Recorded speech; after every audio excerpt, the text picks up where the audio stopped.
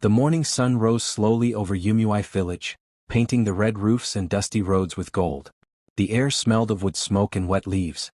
Birds flew across the sky, chirping as if greeting a new day. In a small clay house at the end of the road, Ada was already awake. She had been up since dawn, scrubbing clothes by the stream. Her hands were cold, her back ached, and the smell of soap filled her nose. Yet she said nothing. She was used to this life. Ada was 21, but she had known sorrow longer than joy.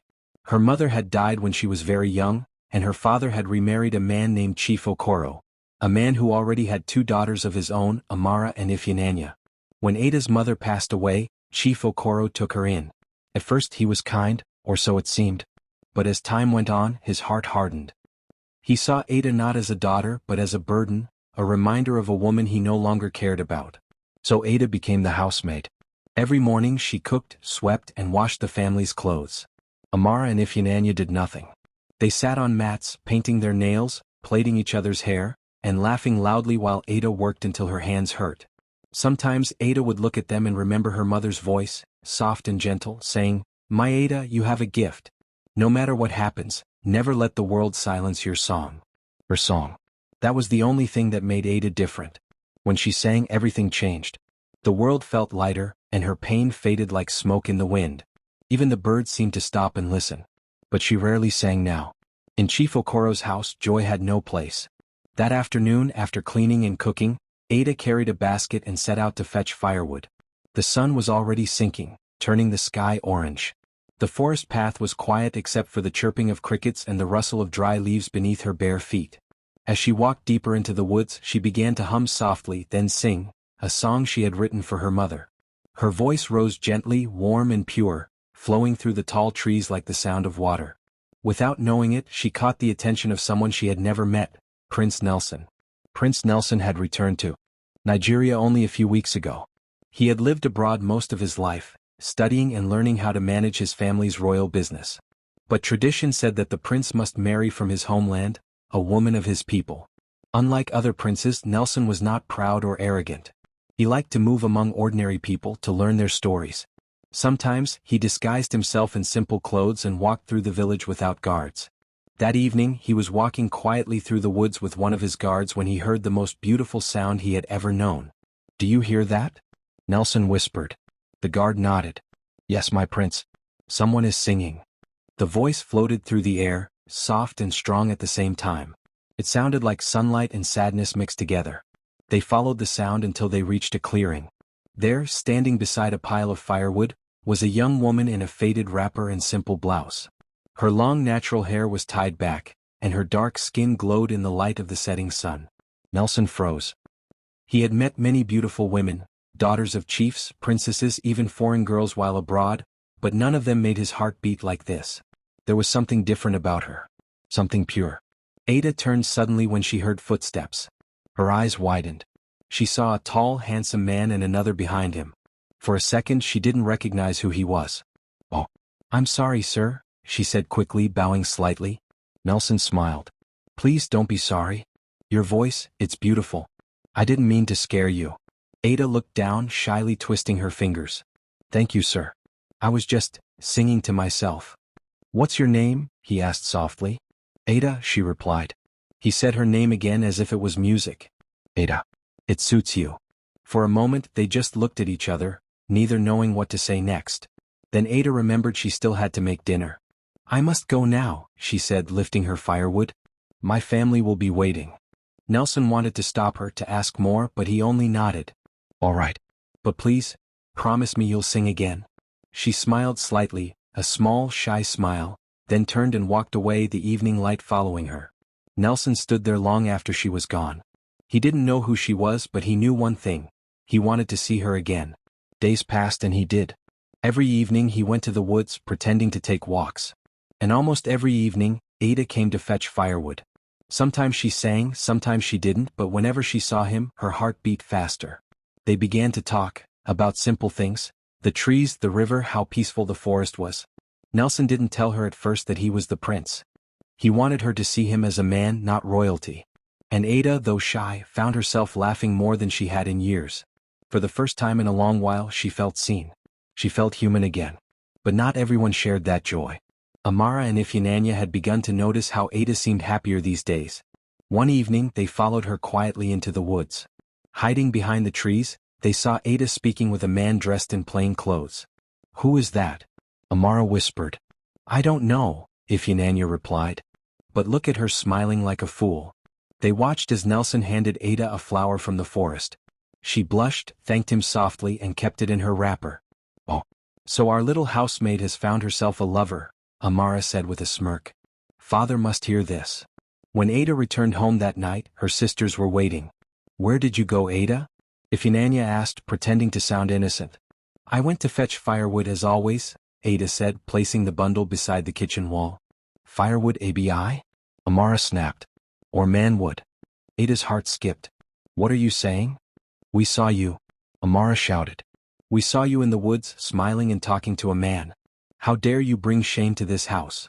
"I did nothing wrong," Ada said, her voice shaking. "He was just..." "Enough," Ifyananya hissed. "We will tell father." Ada tried to explain, but it was useless. Her sisters stormed into their father's room, their voices loud and sharp. "Father," Amara cried. "Ada has been meeting a man in the woods. Maybe she's doing something shameful there."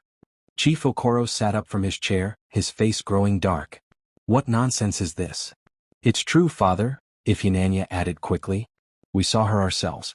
She thinks she's better than us." The chief's eyes burned with anger. "After everything I've done for her, she dares to disgrace me like this?" He stood up, his heavy slippers scraping the floor. "Where is she now?" "In the kitchen," Amara said, trying to hide her smile. Chief Okoro stormed out of his room. His steps were loud, his breath heavy. Ada looked up just as he appeared at the door. The sight of his face made her heart pound. "So," he said slowly, his voice cold and sharp, "you've been meeting a man in the forest?" Ada's mouth opened, but no words came out. "Father, please, it's not."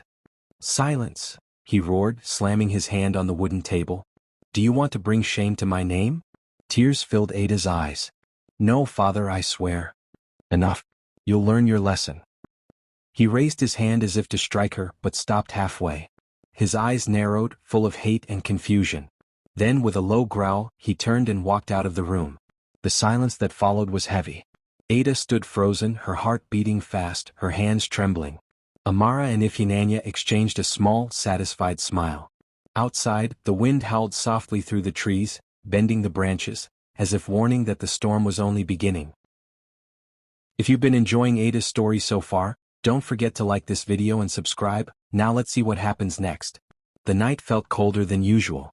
Ada sat quietly beside the fire, her hands trembling as she washed the last of the plates. Her stepfather's voice echoed from inside the house, loud, angry, and full of rage. She knew what was coming next. "Useless girl. So you now talk to men in the bush, eh?" he shouted, storming out. His face was red with anger, his eyes filled with something that looked like hate. "After everything I've done for you, this is how you pay me?" Ada froze, her heart racing. "Papa, I didn't talk to anyone. I was only singing. I didn't even know someone was there." "Keep quiet," he shouted again. "So you think I don't know what you're doing? You want to bring shame to my house. Singing like one wayward girl." Tears filled Ada's eyes. She tried to explain, but he wouldn't listen. The man she called father wasn't really her father, just the man her mother married before she died. Since that day, Ada's life had been full of pain. Her two stepsisters, Amara and Chika, made things even worse. They mocked her every day, called her names, and made her do all the house chores while they painted their nails and laughed at her. That night, Ada lay on the mat and cried silently. She remembered her late mother's gentle voice saying, "My child, never stop singing. Your voice will one day open doors that no one can close." She didn't know those words would soon come true. The next morning, Ada went to the stream early, carrying a broken water pot on her head. She didn't know that in the palace, the prince couldn't stop thinking about the mysterious girl he'd heard singing in the forest. "Father," he said, walking into the king's chamber, "I saw someone yesterday, a girl. Her voice was unlike anything I've ever heard." The king smiled. "A girl? So soon after your return? Who is she?" "I don't know her name," the prince admitted. "But her song, it touched my heart. I told my guard to find out where she lives." The king nodded slowly. "Perhaps the gods have led you to her." That same evening, the prince's guard returned and said, "Your Highness, the girl lives in Chief Okafor's compound, the man with 2 daughters." "Chief Okafor?" The prince smiled. "Then I will visit." The next day, Chief Okafor was summoned to the palace. He rushed there, sweating and smiling, wondering what good news awaited him. When he arrived, the king said, "Chief Okafor, my son has taken interest in a girl from your house. We wish to meet her." The chief's face lit up with pride. He immediately thought of his beautiful daughters, Amara and Chika. "Ah, your majesty, I am honored. I will bring them both tomorrow." He returned home that evening, dancing. He told Amara and Chika the good news. "One of you will become the future queen," he shouted happily. But when Ada heard it, she smiled faintly. She was happy for them, though she didn't know her song had caused it all. The next morning, Chief Okafor dressed his daughters in the finest clothes. They wore gold earrings, beads, and bright wrappers. Ada was told to stay home and sweep the compound. At the palace, the prince waited patiently. When Amara and Chika walked in, he frowned slightly. The king whispered, "My son, are these not the girls?" The prince shook his head. "No, father. These are not the ones I heard singing. It was another girl." Chief Okafor blinked in confusion. "Another girl? But these are my only daughters." The guard stepped forward quietly. "Your Majesty, there is also one more girl in his house. She is not his real daughter." The prince turned sharply. "Then bring her to me." When Chief Okafor returned home, his mood had changed completely. "You stupid girl," he yelled at Ada. "So it was you the prince was talking about? You want to disgrace me?" Ada trembled. "I didn't do anything. I was only singing." He raised his hand and slapped her hard. "You witch. You want to steal the prince from my daughters, eh? You will regret this." Amara and Chika hissed and folded their arms, glaring at her. "So you think you're better than us because of your voice?" Chika sneered. "You're nothing but a servant." That night, Ada cried herself to sleep again. But this time her tears carried fear, not just sadness. A few days later, the king sent a message that the prince wanted to see Ada again. Chief Okafor's anger burned like fire. He knew if Ada went to the palace, his daughters would lose their chance at royalty forever. So he made a wicked plan. That evening he called Ada into the forest. "Come," he said coldly. "I want you to fetch firewood from there." When they got deep into the forest, he suddenly pushed her to the ground. Ada screamed in shock. "Papa, what are you doing?" He tied her hands and legs with a rope, ignoring her cries. "You will never bring shame to my family. Let the wild animals finish you here." "Please," she begged. "Please, I beg you. I didn't do anything wrong." But he turned and walked away, leaving her alone. The night was dark, filled with strange sounds.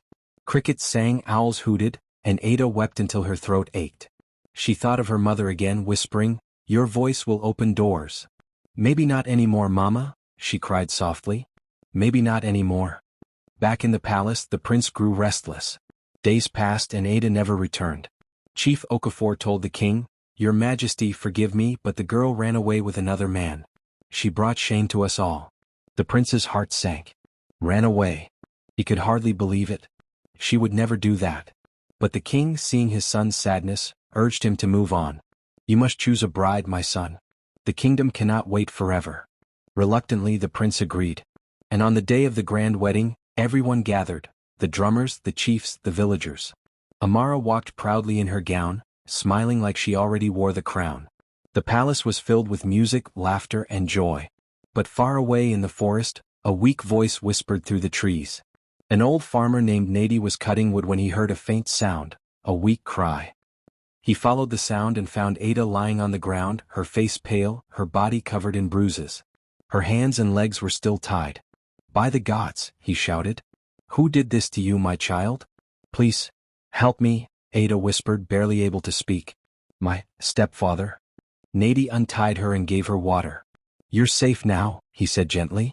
"We must take you to the palace." As they walked into the village, people gasped in shock. "Is that not Chief Okafor's girl?" someone said. "We thought she ran away." The wedding had just begun when a guard ran in shouting, "Your Majesty! The girl has been found." The entire crowd turned. The prince stood up immediately, his heart pounding. "Bring her in," the king ordered. The palace doors opened. Ada walked in slowly, weak but alive. Her torn clothes and rope marks told the story before she even spoke. The crowd gasped. Amara froze. Chief Okafor's face turned white. The king's voice thundered. What happened to you, my child? Ada fell to her knees. It was my stepfather, she cried. He tied me in the forest so I would die. He said I brought shame to his house. Everyone turned to look at Chief Okafor. He stuttered, That's a lie. She's lying. But the farmer stepped forward. I found her myself, your majesty. Tied up like an animal. The guards grabbed Chief Okafor immediately. Take him away, the king commanded. The man begged and cried, but it was too late. Justice had found him. The prince walked over to Ada, tears in his eyes. I thought I lost you, he said softly. Ada bowed her head, crying. I didn't mean for all this to happen. He smiled and lifted her chin. Your heart is pure and your voice is a gift. You deserve to be free and happy. The king stood and said, From this day Ada is no longer a servant. She is the woman my son has chosen. Let there be a celebration. The crowd cheered. Drums began to beat. Amara and Chika lowered their heads in shame, realizing their greed had destroyed everything.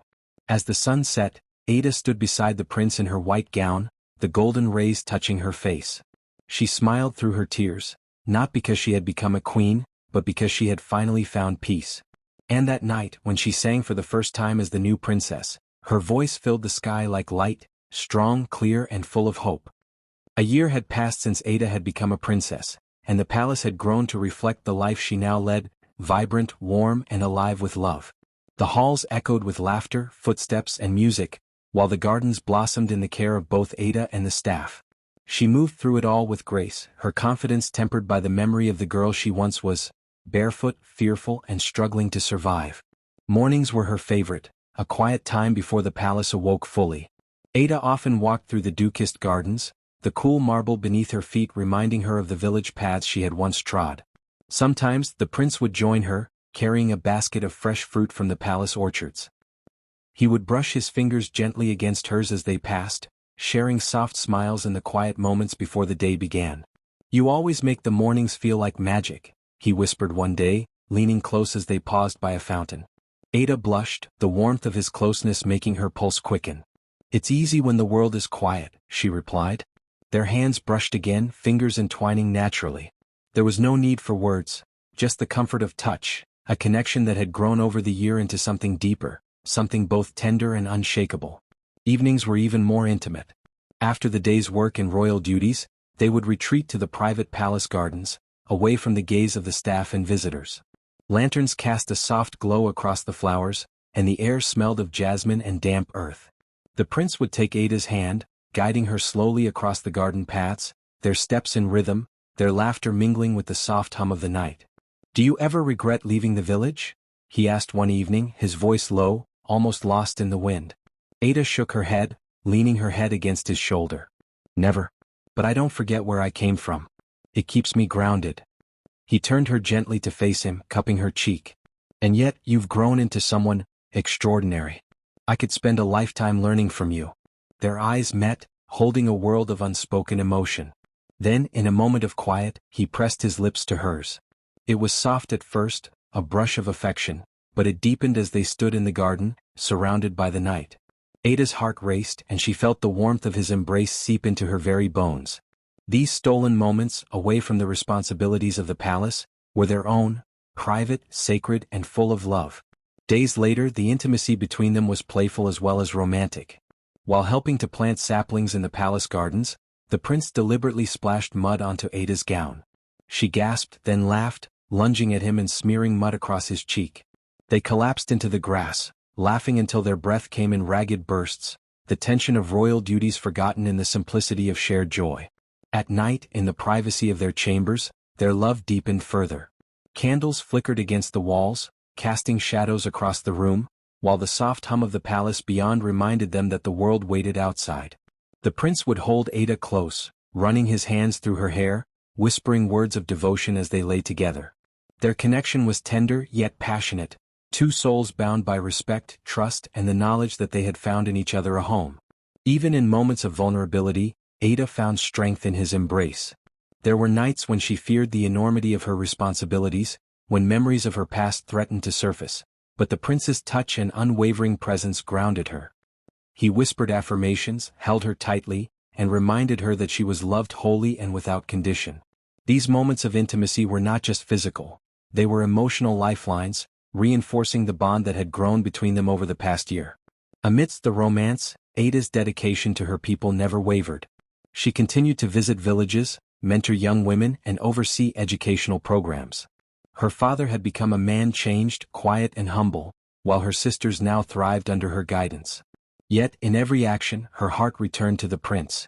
Their love was a thread woven through every aspect of her life, enriching her leadership, family ties, and personal growth. One particularly quiet evening, as rain pattered against the windows, Ada and the prince found themselves alone in their chambers. She traced the outline of his face with her fingers, smiling softly. "I never thought I'd feel this complete," she admitted. He held her close, forehead pressed to hers. "Neither did I. And yet, here we are, together, stronger than anything the world has thrown at us." They shared a long, gentle kiss, letting the storm outside mirror the intensity of their emotions. That night, they whispered dreams, fears, and promises until the stars faded and dawn crept through the windows. Their love had become a sanctuary, a refuge from the weight of their roles, a reminder that even amidst duty and responsibility, the heart must not be neglected. Epilogue: A Legacy of Light, expanded with romance and family life. Years had passed, and Ada's life was now a tapestry of love, purpose, and influence. The village and palace had both flourished under her vision. Children ran through the palace gardens, their laughter echoing freely, while women led businesses and programs inspired by Ada's initiatives. Education, clean water, and empowerment were no longer dreams, they were realities that bore the mark of her tireless work. Ada and the prince had a child, a little girl with her mother's eyes and his gentle smile. Parenthood brought a new intimacy to their relationship. Soft touches in the nursery, whispered lullabies, and quiet moments stolen in the gardens while their daughter played. The bond between Ada and the prince deepened further, blending romance with partnership and shared joy. Her father remained in the village, living humbly and quietly, while her sisters had blossomed into independent, confident women. Together, they maintained a balance between palace life and community care, forging a legacy of family, leadership, and love. Evenings in the palace were often spent under the stars. Ada would hold her daughter while the prince wrapped his arm around her, their fingers entwined. The little girl's laughter was a constant reminder of the life they had built, a life born from resilience, compassion, and deep love. One night, standing on the balcony, Ada reflected on how far she had come, from a frightened girl hiding from her stepfather to a woman who illuminated the lives of those around her. The prince kissed her softly, whispering, "You've made this world brighter, Ada. I'm proud to stand with you." She smiled, resting her head against his shoulder. "And I'm proud of us together," she said. Their love, their family, and their people were proof that the darkest past could give rise to the brightest future. Ada's story, once of suffering, was now one of triumph, intimacy, and enduring light. And as the stars glittered above, she knew that the life she had fought to build, filled with love, romance, family, and hope, would continue to shine for generations to come.